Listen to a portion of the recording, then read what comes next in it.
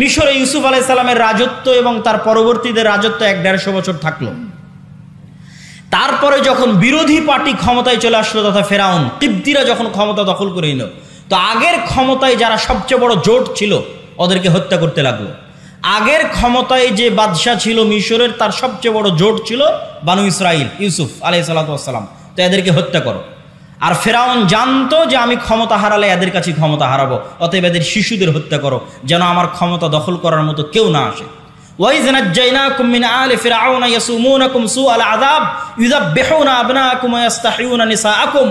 আমি তোমাদেরকে ফেরাউনের কবল থেকে বাঁচিয়েছি, যেই ফেরাউন তোমাদের ছেলে সন্তানদের জবাই করত।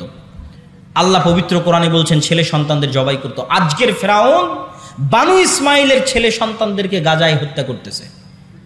দিন পরিবর্তন হয়েছে, টার্গেট একই।